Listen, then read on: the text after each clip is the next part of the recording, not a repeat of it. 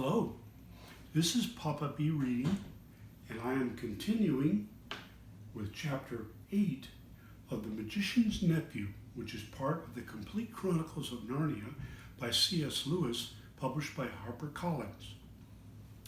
And this is Chapter 8, The Fight at the Lamppost. "Ho, Empress, are you? We'll see about that," said a voice. Then another voice said, "3 cheers for the Empress of Colney Atch," and quite a number joined in. A flush of color came into the witch's face, and she bowed ever so slightly. But the cheers died away into roars of laughter, and she saw that they had only been making fun of her. A change came over her expression, and she changed the knife to her left hand. Then, without warning, she did a thing that was dreadful to see. Lightly, easily, as if it were the most ordinary thing in the world, she stretched out her right hand and wrenched off one of the crosshairs of the lamppost. She had lost some magical powers in her world, or in our world. She had not lost her strength. She could break an iron bar as if it were a stick of barley sugar. She tossed her new weapon up in the air, caught it again, brandished it, and urged the horse forward. "Now's my chance," thought Diggory. He darted between the horse and the railings and began going forward. If only the brute would stay still for a moment, he could catch the witch's heel. As he rushed, he heard a sickening crash and a thud. The witch had brought down the bar, down on the chief policeman's helmet. The man fell like a ninepin. "Quick, Diggory, this must be stopped," said a voice beside him. It was Polly, who had rushed down the moment she was allowed out of the bed. "You're a brick," said Diggory. "Hold on to me tight. You'll have to manage the ring. Yellow, remember, and don't put it on till I shout." There was a second crash, and another policeman crumpled up. There came an angry roar from the crowd. "Pull her down, get a few paving stones, call out the military," but most of them were getting as far away as they could. The cabbie, however, obviously the bravest of all the kindest person present, was keeping close to the horse, dodging this way and that to avoid the bar, but still trying to catch Strawberry's head. The crowd booed and bellowed again. A stone whistled over Diggory's head. Then came the voice of the witch, clear like a great bell, and sounding as if for once she was almost happy. "Scum, you shall pay dearly for this when I have conquered your world.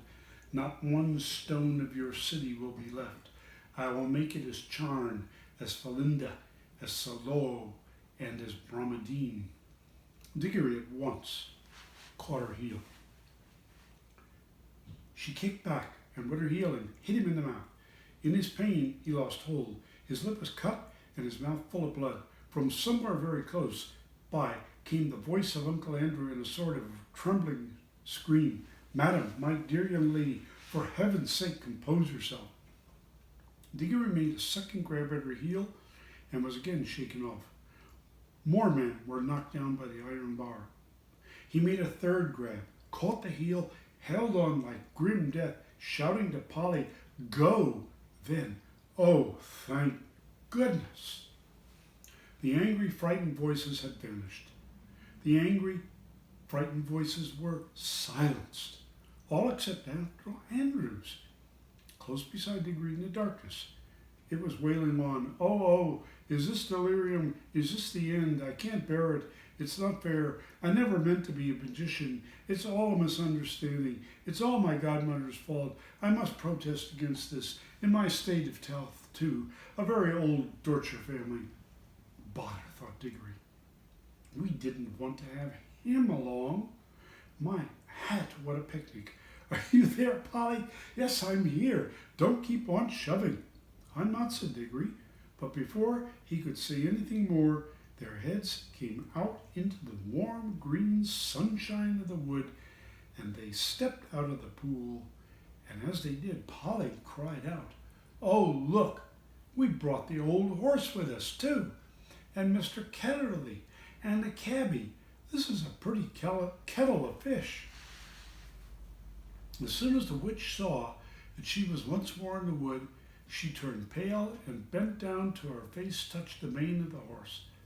You could see she felt deadly sick. Uncle Andrew was shivering, but Strawberry the horse shook his head, gave a cheerful whinny, and seemed to feel better. He became quiet for the first time since Diggory had seen him.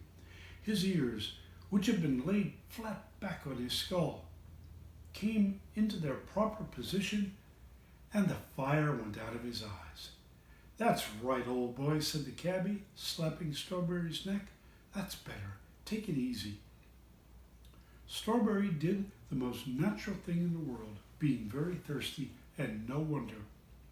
He walked slowly across to the nearest pool and stepped into it to have a drink. Diggory was holding the witch's heel still, and Polly was holding Diggory's hand. One of the cabbie's hands was on Strawberry, and Uncle Andrew, still very shaky, had just grabbed the cabbie's other hand. "Quick," said Polly, with a look at Diggory. "Greens." So the horse never got his drink. Instead, the whole party found themselves sinking into darkness. Strawberry neighed. Uncle Andrew whimpered. Diggory said, "That was a bit of luck." "That was a short pause," said Polly. "Oughtn't we to be nearly there now?" "We do seem to be somewhere," said Diggory. "At least I'm standing on something solid." "Why, so am I, now that I've come to think of it," said Polly. "And why is it so dark? I say, do you think we got into the wrong pool?" "Perhaps this is charmed," said Diggory, "only we've got back in the middle of the night." "This is not charmed," came the witch's voice. "This is an empty world. This is nothing." And really it was uncommonly like nothing. There were no stars at all, and it made no difference whether you kept your eyes shut or opened. Under their feet there was a cool, flat something which might have been earth, and was certainly not grass or wood. The air was cold and dry, and there was no wind. "My doom has come upon me," said the witch, in a voice of horrible calmness. "Oh, don't say that," babbled Uncle Andrew. "My dear young lady, pray don't say such things. It can't be as bad as that. Ah, cabman, my good man, you don't happen to have a flask about you? A drop of spirits is just what I need." Now then, came the cabbie's voice. A good, firm, hearty voice. "Keep cool, everyone. That's what I say. No bones broken. Anyone?" "Good. Well, there's something to be thankful for straight away, and more than anyone could expect after falling all that way. Now, if we've fallen down some diggings, as it might be for a new station on the underground, someone will come and get us out presently, see? And if we're dead, which I don't deny it might be, well, you got to remember that worse things happen at sea, and a chap's got to die sometime. And there isn't nothing to be afraid of if a chap's led a decent life. And if you ask me, I think the best thing we could do to pass the time would be sing a hymn." And he did. He struck up at once a harvest Thanksgiving hymn, all about crops being safely gathered in. It was not very suitable to a place which felt as if nothing had ever grown there since the beginning of time, but it was the one he could remember best. He had a fine voice, and the children joined in. It was very cheering. Uncle Andrew and the witch did not join in. Toward the end of the hymn, Diggory felt someone plucking at his elbow, and from a general sort of brandy and cigars and good clothes, he decided it must be Uncle Andrew. Uncle Andrew was cautiously pulling him from the others. When they had gone a little distance, the old man put his mouth so close to Diggory's ear that it tickled and whispered, "Now, my boy, slip on your ring. Let's be off." But the witch had very good ears. "Fool," came her voice, and she leaped off the horse. "Have you forgotten I can hear men's thoughts? Let go the boy. If you attempt treachery, I will take such vengeance upon you as never was heard of in worlds from the beginning." "And," added Diggory, "if you think I'm such a mean pig as to go off and leave Polly and the cabbie and the horse in a place like this, "You're well mistaken.